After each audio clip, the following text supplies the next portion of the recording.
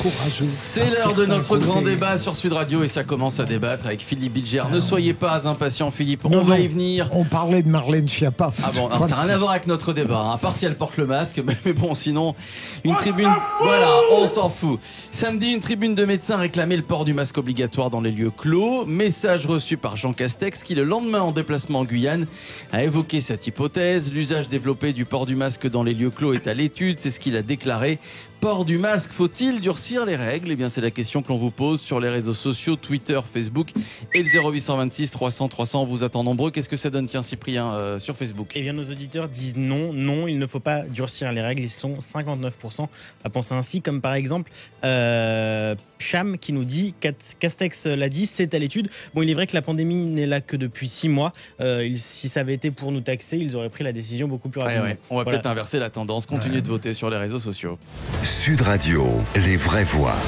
Le débat est ouvert. Et on en débat avec Jérôme Marty qui était là ce matin, qui revient cet après-midi. C'est un habitué, il est très bon, c'est pour ça qu'on le prend. Merci à vous Jérôme Marty, médecin généraliste, président du syndicat de l'Union française pour une médecine libre. Bonsoir à vous Jérôme. Bonsoir.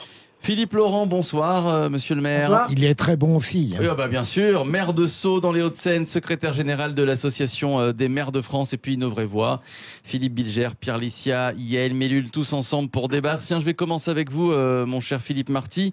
Vous avez co-signé une tribune dans le quotidien Libération. Donnons-nous toutes les chances d'éviter une deuxième vague. Vous réclamez entre autres le port du masque en lieu clos. Alors, un des arguments, et vous allez mieux nous l'expliquer pour qu'on comprenne bien et que les Français comprennent bien, c'est que le virus reste dans l'air et que les gestes barrières du coup pour se protéger, eh bien ça ne suffit pas, Jérôme Marty. Oui, c'est quelque chose que l'on suspectait depuis déjà plusieurs semaines. Déjà en fin mars, on en parlait. Et puis ça a été confirmé par les études internationales. Le Center Control of Disease à Atlanta a dit que c'était même le principal mode de contamination de cette maladie, la Covid-19. C'est-à-dire qu'il y a des microparticules qui sont excrétées, qui contiennent le virus, qui restent donc dans l'air, qui va flotter pendant plusieurs minutes, voire plusieurs heures. Et on comprend bien qu'en lieu clos, quand vous avez plusieurs personnes qui aérosolisent, vous avez une forte concentration virale possible. Ouais. Et à ce moment-là, vous pouvez contaminer plusieurs dizaines, voire plusieurs centaines de personnes. Donc pour éviter cela, il n'y a qu'un moyen, c'est porter des masques pour éviter d'aérosoliser. Et donc éviter ou diminuer la concentration virale et donc diminuer le risque de contamination. C'est-à-dire que je sois, par exemple, là je suis à 1m50 à peu près de Philippe Bilger, ça ne suffit pas. On est en lieu clos, on est dans un studio, ça ne suffit pas. Je peux attraper le Covid, Jérôme. Alors, ce qu'il faut bien comprendre, c'est la concentration populationnelle. Si vous avez 3-4 personnes dans un grand espace, et les studios, souvent, ce sont des grands espaces, en particulier avec des grandes hauteurs sous plafond, là, il n'y a pas tellement de risques, surtout si vous ouvrez les portes ou les fenêtres et que l'air circule. Par contre, si vous avez, comme dans un grand magasin, comme dans une EHPAD, comme dans un hôpital ou autre, des fortes concentrations de population en lieu clos, là, vous avez toutes les chances d'avoir un bain viral qui va contaminer plusieurs personnes. Et c'est pour cela que l'on demande que dans ces zones-là, on fasse deux choses. Un, on porte des masques. Deux, on se souvient de ce que disaient nos aînés à l'époque de la tuberculose dans les sanas. On amenait les gens à Océja dans les Pyrénées. On les amenait au grand air. On ouvrait les fenêtres. Et bien là, c'est pareil. Il faut ouvrir les fenêtres et aérer les pièces. C'est impératif, Jérôme, de ne pas tarder à rendre le masque obligatoire, puisque finalement, si on attend encore plusieurs semaines, on va être collé tout l'été. Ça commence, les vacances commencent, les campings, les plages qui sont bondées, ça risque de mal finir. C'est ça. Ce qu'on veut éviter, c'est que le virus trouve les conditions nécessaires et suffisantes pour que l'on revienne à la situation de mars ou d'avril. Là, on est un peu dans la situation du mois de janvier. On est sur un plateau bas, mais ce plateau ne baisse plus. Il a plutôt tendance même à augmenter légèrement. Et ce que l'on craint, c'est qu'il trouve les conditions nécessaires et suffisantes. Et ces conditions, ce sont à ce moment-là le fait d'aller contaminés dans les lieux dangereux, comme les transports en commun par exemple, comme les zones dont je vous parlais, ou alors d'aller contaminer les personnes âgées qui, elles, sont à risque, on le sait, de symptômes graves. Et donc là, on pourrait se retrouver avec des gens hospitalisés et des gens en réanimation. Alors Philippe Laurent, qui est avec nous, maire de Sceaux, vous aviez imposé le port du masque dans les lieux clos, en tout cas dans votre ville, à Sceaux début avril, vous aviez pris un arrêté obligeant les habitants de Sceaux justement à porter le masque. On se rappelle, et on vous avait reçu dans les vraies voix, votre arrêté avait été retoqué par le tribunal administratif. Finalement, vous aviez eu raison, Philippe Laurent. Vous avez eu raison trop tôt. Bah oui, c'est malheureusement c'est le sort souvent voilà, de certaines personnes. Mais j'avais imposé aussi le port du masque dans les espaces publics où il y avait une concentration de population, parce que je m'étais aperçu à Sceaux, j'ai une concentration de commerce alimentaire assez importante dans une rue, qui étaient tous ouverts et on était en plein confinement, c'était début avril. Et là, ça posait vraiment question. Et donc, j'avais imposé ça aussi. Le Conseil d'État a estimé que ça allait trop loin. Bon, peu importe.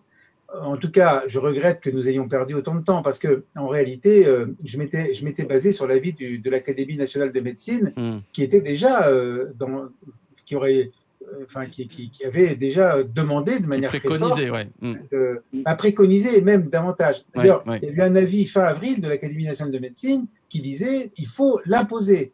Et là, j'ai entendu le professeur Mattei, qui est le président de l'Académie nationale de médecine, dire également il faut l'imposer non seulement dans les lieux clos, mais également là où il y a une concentration forte de population. Évidemment, si vous êtes au milieu d'un champ à la campagne, ça ne pose pas de difficulté. Donc, en réalité, je crois que moi, je suis heureux que le Premier ministre ait dit qu'il y réfléchissait. Et très honnêtement, je pense qu'il va faire quelque chose. Ils vont prendre des mesures. Parce que là, aujourd'hui, c'est très difficile pour un maire d'imposer ça. D'abord, on n'est pas très sûr qu'il ait le pouvoir de le faire, après ce qui m'est arrivé. Ça fait jurisprudence. Et c'est très difficile s'il n'y a pas une imposition au niveau national. Donc, vous trouvez que les politiques, Philippe Laurent, ne montrent pas assez l'exemple ? Les politiques ne montrent pas assez l'exemple en France. On l'a vu pendant la passation de pouvoir des accolades, par exemple, entre Nicole Belloubet et Dupond-Moretti, qui n'étaient pas masqués. Oui, j'ai vu, oui. Oui, écoutez, on a eu les passations de pouvoir aussi dans les conseils municipaux il y a quelques jours, après le deuxième tour. Tout ça n'a pas été très... vous savez, c'est très étrange parce que, par exemple, dans les conseils municipaux, vous aviez des réunions de conseil municipal qui étaient très protégées, c'est-à-dire qu'en fait, il y avait les tables étaient bien distantes, il y avait du gel, tout ce que vous voulez, etc. pendant la réunion. Puis ensuite, tout le monde va boire le coup de l'amitié parce que le truc est fini, le maire est installé, il paye son apéritif, le kir, etc. C'est classique, hein. Tout le monde se retrouve autour du buffet, et puis bon, on a oublié complètement tout le reste. Ouais. Donc on est un peu hypocrite dans ces affaires-là, où on n'est pas hypocrite, mais enfin on est, voilà, bon. Alors on peut sans doute qu'il faut l'admettre de temps en temps, mais quand même, le signal d'une imposition pendant quelques semaines, c'est très important. Et moi je le dis parce que j'y tiens beaucoup, parce que je suis très inquiet de la rentrée scolaire. Et je voudrais que nous mettions toutes les chances de notre côté pour que la rentrée scolaire se fasse de manière normale, que tous les enfants puissent revenir à l'école le 1er septembre. Sinon, nous allons vraiment créer de grosses difficultés, à la fois pour ces enfants qui ne pourraient pas revenir, pour leur famille, mais aussi pour toute la société et puis pour l'économie. L'école, c'est structure vraiment la vie du pays, hein. Donc, si ça ne peut pas bien se passer à l'école, si on ne peut pas réaccueillir tous les enfants, ça sera une difficulté au mois de septembre. Hein. Alors, il y a un docteur qui explique que beaucoup de la remontée des consultations, ce sont des enfants 15 jours après l'école. Effectivement, donc pour la rentrée scolaire, comme vous le disiez, Philippe Laurent, ça promet. Un petit mot, Philippe Bilger, avant de faire une petite pause sur tout ce que vous avez entendu. Moi, je me demande si le gouvernement, et ça n'est pas une lucidité rétrospective, ne s'est pas engagé dans un processus à l'origine un peu pervers. C'est-à-dire que, au lieu de partir d'un maximalisme sévère et peut-être d'atténuer au fil du temps, il fait l'inverse. Et donc, il est condamné en permanence à durcir une politique parce qu'il n'a pas su profondément réfléchir avant. C'est rétrospectif. Hein, d'autant qu'aujourd'hui, on se retrouve dans une situation, ça a été dit, comme en janvier ou en février, donc on connaît la suite de l'histoire. On l'a vécu déjà. Enfin, on ne sait pas si ça va se produire, mais on sait qu'il y a des risques que cela se produise. Et on sait aujourd'hui exactement ce qu'on doit faire. Allez, on va poursuivre. Philippe Rossi. Et les vraies voix sur Sud Radio, on poursuit notre débat avec Philippe Bilger, Yael Mellul, Pierre Licia, Cyprien Pézeril, nos invités toujours avec nous, Jérôme Marty, médecin généraliste, président du syndicat de l'Union française pour une médecine libre, et puis le maire de Sceaux qui est avec nous, Philippe Laurent, également secrétaire général de l'Association des maires de France. Et le grand débat donc qui se poursuit. Samedi, une tribune de médecins réclamait le port du masque obligatoire dans les lieux clos. Jean Castex, qui était en déplacement en Guyane, a évoqué cette hypothèse. C'est à l'étude, a-t-il dit. Port du masque, faut-il durcir les règles? Le 0826 300 300, on vous écoute dans une poignée de secondes. Et les réseaux sociaux avec vous, Cyprien. Eh bien, pour près de 6 auditeurs sur 10, il ne faut pas durcir les règles. C'est par exemple ce que pense Rosa qui nous écrit sur Facebook. Je cite, le virus a perdu de sa virulence. Aujourd'hui, il n'y a plus d'admission de malades en réa dans les hôpitaux. Encore de la manipulation par la stratégie de la peur. Alors, il faut quand même juste aller sur le site de Santé publique France où les chiffres sont mis à jour tous les jours. Et aujourd'hui, on a quand même 7000 personnes en France qui sont encore hospitalisées pour le coronavirus et dont 496 en réanimation. Alors évidemment, on est très loin des chiffres de la mi-avril, mais il y a encore du monde dans les hôpitaux. Et on va en parler avec vous justement. Sud Radio, les vraies voix. Prenez la parole. Et on vous donne la parole sur Sud Radio 0826 300 300. Salut Jeff. Oui, bonjour à toute l'équipe. Mais bonjour à vous Jeff de Corrèze, vous nous appelez de Corrèze. Voilà, bonsoir Jeff. Depuis la Corrèze, c'est un plaisir de vous avoir. Mais nous aussi. C'est difficile de vous avoir les semaines précédentes. Bon, écoutez, moi je vous appelle et je rejoindrai un petit peu le tweet qui a été lu, l'avis de ce qu'a dit cette Twitter. Je rejoindrai également, et là je serai de son avis bizarrement, parce que des fois c'est pas trop le cas avec Monsieur Bilger, qui a dit que je pense que le gouvernement a jonglé avec ce Covid. Hein. Le gouvernement avait une vision pendant la bataille, pendant la guerre qui avait été soi-disant annoncée. Et puis aujourd'hui, écoutez, bien sûr, il y a des statistiques qui sortent un peu de toutes parts, mais moi, je me base sur des statistiques qui sont données, qui sont suivies notamment par le milieu médical. Je le connais un petit peu par des proches. Et effectivement, je confirme ce qui a été dit encore il y a quelques secondes, les services de réa ne sont pas chargés comme ils l'étaient auparavant. Et je voudrais rejoindre ce qui se dit, c'est que on est vraiment dans le en même temps de cette psychose. C'est-à-dire que il y a 2 mois, le gouvernement courait à faire repartir les gamins dans les écoles. Aujourd'hui, on serait à regretter d'avoir fait ça. Alors, on est maintenant à quelques jours il y a 3 jours, l'état d'urgence a été levé. Ouais. Tout le monde devrait pouvoir respirer, les commerces, les restaurants repartir dans cette saison estivale un peu partout en France, essayer de refaire du chiffre. Alors, à un moment, il faut faire du chiffre, à un moment, il ne faut pas en faire. Et là, on est en train de lancer à un moment donné stratégique de la saison. On est en train de relancer une possibilité de deuxième vague qui, excusez-moi, mais vous êtes gonflé, monsieur, quand même un petit peu. On a la chance d'avoir un médecin. Parce que c'est le gros match économie-santé, là, que vous mettez... Écoutez, oui, c'est le match économie-santé, je suis d'accord. Mais le match économie-santé, il faut regarder ce qui se passe un petit peu. Il y a 3 semaines, on nous parlait qu'en Chine, ça repartait. Et là, maintenant, en Chine, ils sont en train de se rendre compte, ils ont fait des tests, ça s'estompe et ils sont en train de sortir du tunnel. Donc aujourd'hui, je peux aussi vous parler de en même temps, il faut arrêter un peu cette psychose. Si tout le monde doit être confiné, il faut le faire tout de suite. On n'attend plus. Mais non, quel serait l'intérêt du gouvernement, alors qu'on est en pleine période de reprise, de relance économique, quel serait l'intérêt du gouvernement à essayer de relancer une psychose sur la deuxième vague? Il n'y a aucun. Alors, c'est là où je ne comprends pas. Allez-y, Jeff, et après je vous donnerai la parole, Jérôme Marty. Allez-y, Jeff, pour terminer. Mais monsieur, merci, je termine.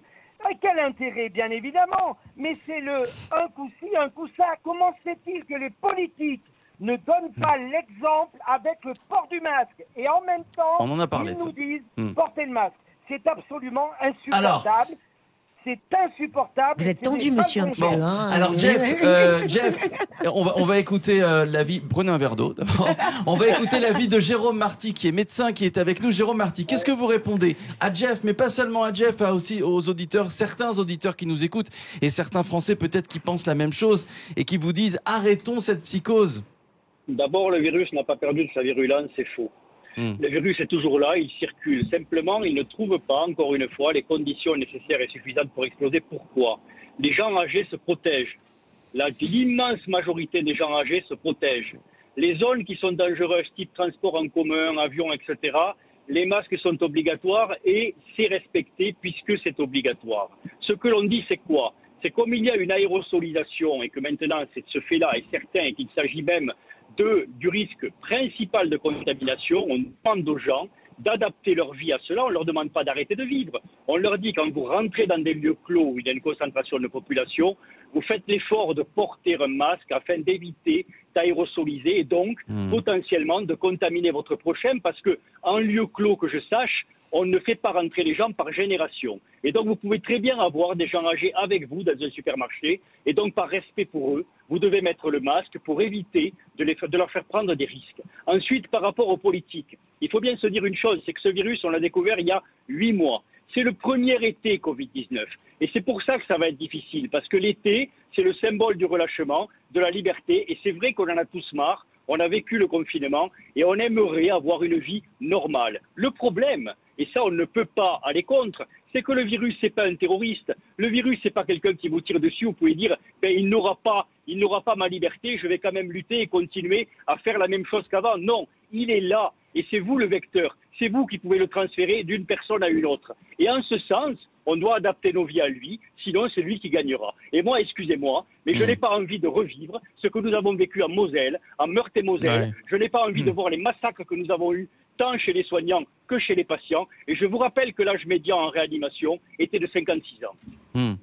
Les vraies voix, tiens, Yael Mellul, sur tout ce que vous entendez. Ce qui est bien, c'est qu'on a les remontées de tout le monde, hein, aussi bien sur Twitter et sur Facebook que Jeff, à l'instant, qui nous parlait. On sent bien qu'il y a des Français, une minorité, j'ai l'impression, de Français qui a encore peur du Covid, qui font attention. Une autre partie des Français qui sont en total relâchement, et notamment les jeunes qui ont souffert pendant le confinement et qui veulent plus en entendre parler. Il y a des gens comme Jeff qui ne comprennent pas. Par exemple, on va en parler avec vous, Philippe Laurent, maire de Sceaux, que les politiques ne montrent pas l'exemple. Yael Mellul, sur tout ce que vous entendez. Moi, je trouve tout ça un petit peu inquiétant parce que, comme je l'ai dit tout à l'heure, le scénario, on le connaît, hein, on l'a déjà vécu. Donc, c'est pas comme si on découvrait ce qui va se passer. Et en plus, aujourd'hui, on a plus de connaissances sur ce virus.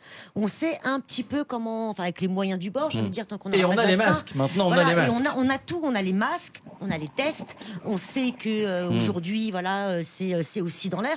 On a tout le mode d'emploi pour le combattre. Faute de mieux. Donc aujourd'hui, il suffit de se plier à ces règles. Et c'est des règles de savoir-vivre en même temps. C'est des règles de vivre ensemble. Tiens, d'ailleurs. Voilà, des règles de vivre ensemble et de respect de l'autre. Moi, quand j'entends tout ça et quand je vois les images de ce concert à Nice, je vois une individualité, un individualisme, un égoïsme de ces personnes qui me laisse vraiment un goût très très amer, parce que moi j'ai des parents qui sont âgés, que j'ai protégés, que je protège encore aujourd'hui, que je vais voir très peu à distance avec les masques. Je les ai pas vus pendant 3 mois et quand je vois ça, ça me met vraiment très très en colère, très en colère pour les personnes âgées. Et puis l'argument qui est de dire il y a moins de monde en réa, ce qui veut dire que le virus est moins virulent, c'est le serpent qui se mord la queue. S'il y a moins de monde en réanimation, c'est parce qu'on a tous adopté les gestes barrières depuis plusieurs mois. Mais ça pose quand même une question. J'entendais sur les politiques qui devraient montrer l'exemple. Alors pourquoi pas? Moi j'ai envie de dire, on mérite les politiques qu'on a. Et les politiques ne sont finalement la première fois qu'ils montrent les politiques ne sont finalement que le reflet de ce que les Français connaissent. Ils sont leurs représentants. Mais là où tout à l'heure Philippe a posé a mis le doigt sur un point intéressant, c'est finalement le gouvernement est pris au piège de sa propre communication et de ses propres errements en début de crise. C'est-à-dire qu'au début, sur le sujet précis du masque, on nous a expliqué que finalement le masque ne servait à rien. Puis ensuite, il fallait absolument mettre le masque, mais sous condition. Voilà. Et ensuite, quand certains maires, et je pense notamment au maire de Sceaux qui est avec nous en direct avec nous, quand certains maires ont voulu imposer le port du masque, le gouvernement, ou plutôt le Conseil d'État ou le juge administratif a considéré que c'était illégal. Et aujourd'hui, on en vient à se dire, finalement, on va peut-être reconsidérer ça parce que on se rend compte que c'est peut-être la seule solution qui existe pour vraiment lutter efficacement contre le virus. Et donc finalement, tout ce discours-là qu'on a eu pendant tant de semaines et tant de mois ne fait que donner dans l'esprit des Français l'idée que le masque c'est pas si fondamental que ça, c'est pas si nécessaire que ça, et que on peut pourquoi pas éventuellement s'en passer. Et aujourd'hui le gouvernement se trouve un peu pris au piège en se disant il va falloir, c'est ce que disait Philippe tout à l'heure, il va falloir resserrer un peu la vis parce que on a essayé de dédramatiser un peu la crise sanitaire, et finalement on se rend compte qu'on peut repartir exactement comme on est parti à la fin du mois de mars. Ce que j'aime dans ce qu'a dit le docteur Martin, partie, c'est que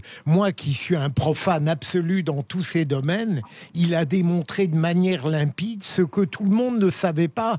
Toute cette histoire d'aérosolisation, c'est très clair et je pense que lorsqu'on l'écoute, on ne peut que prendre les précautions qu'il Je note, Philippe, que vous avez quand même un petit peu changé dans votre appréciation de la politique d'Édouard Philippe et de Macron. Non, sur le plan intellectuel. C'est parce qu'on a changé de Premier ministre.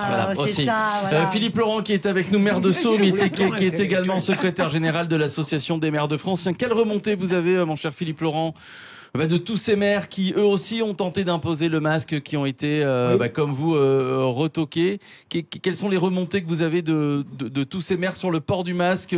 Est-ce que les habitants chez eux, en tout cas, sont prudents, même si on sait qu'il y a beaucoup de régions où le taux de contamination est assez faible, qui plus est? Moi, je crois qu'il faut insister sur le fait que le port du masque, c'est pas pour vous, c'est pour les autres. C'est-à-dire que c'est un acte altruiste, en réalité. L'idée, c'est de dire, peut-être je suis porteur de ce virus, il faut donc que je protège celles et ceux avec qui je suis et à qui je parle pour ne pas les contaminer. C'est pas pour vous protéger vous-même. C'est là où je crois que peut-être les Français n'ont peut-être pas compris. Parce que moi, j'ai parfois des remarques en disant, écoutez, si je prends mes responsabilités, si je mets pas de masque, c'est mon problème. Non, c'est pas le problème de la personne, c'est le problème des autres. C'est ça. Et je trouve que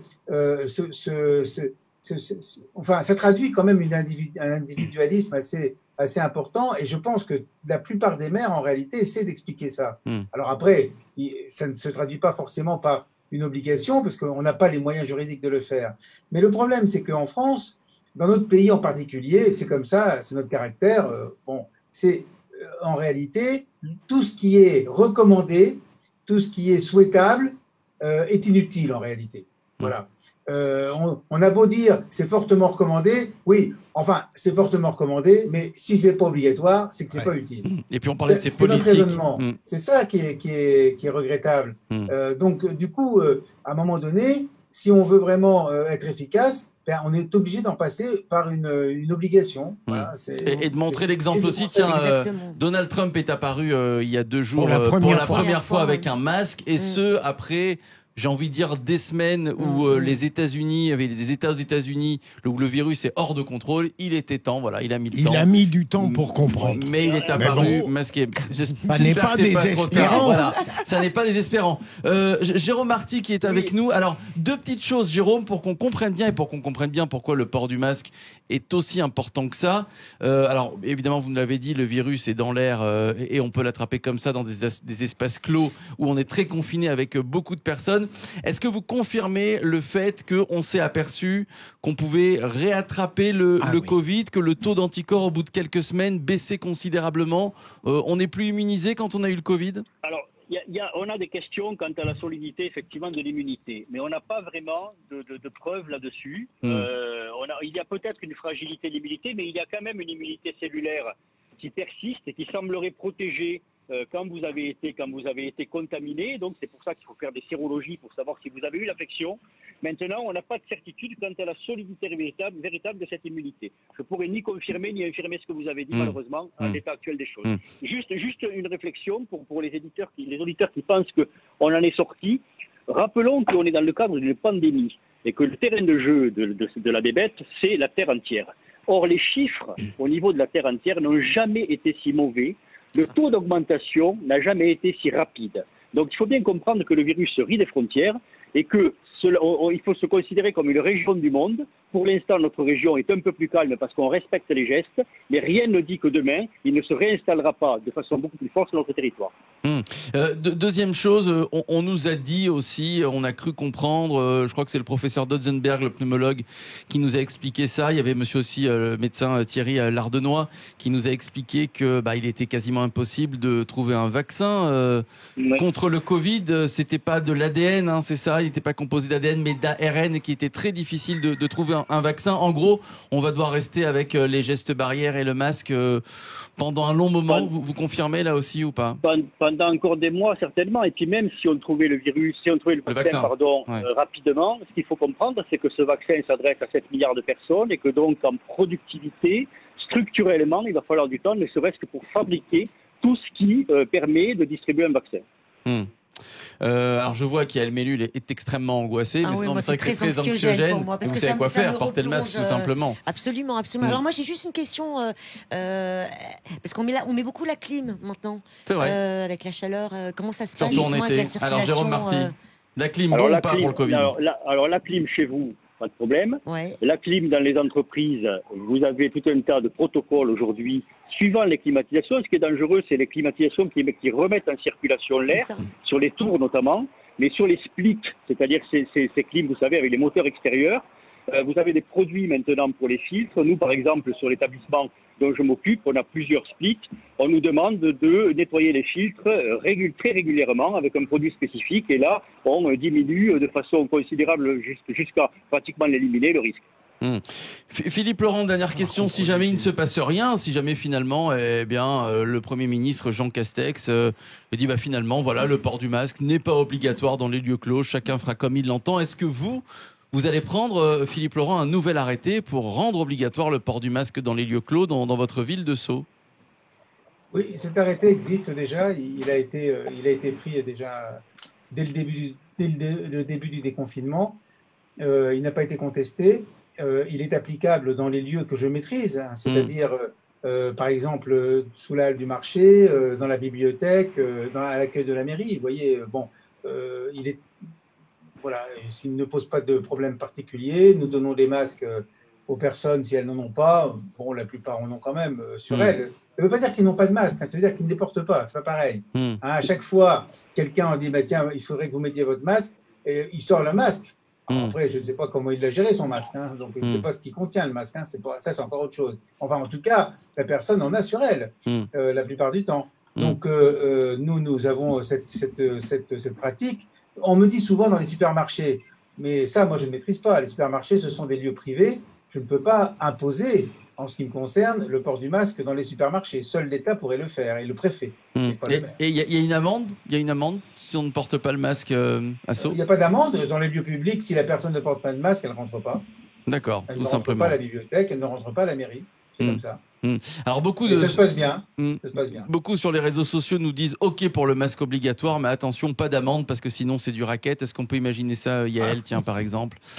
Ah non, le port du masque obligatoire sans amende. Moi, je suis extrêmement radicale sur ces questions. Pour moi, il faut une amende. Pierre, mais la meilleure amende, c'est de ne pas vous laisser entrer dans le lieu dans lequel vous voulez rentrer. Voilà, il faut qu'il y ait un aspect punitif. Je voudrais quand même préciser que, on parlait des commerces qui étaient des lieux privés, mais bien souvent les commerçants et les grandes enseignes sont ceux qui ont appliqué avec le plus de scrupules et de sévérité, si j'ose dire, les gestes barrières, parce que pour deux raisons. D'abord, ils n'ont pas envie d'être confinés à nouveau. Et d'autre part, ils n'ont pas envie d'effrayer la clientèle et montrer à la clientèle tous les meilleurs gages de sécurité sanitaire. Donc, bien souvent, ce sont ceux qui respectent le plus les gestes barrières de protection. Merci à vous, Jérôme Marty, médecin généraliste, président du syndicat de l'Union française pour une médecine libre. Et j'aimerais remercier également Philippe Laurent, maire de Sceaux, secrétaire général de l'Association des maires de France. Et on signe la fin de notre débat.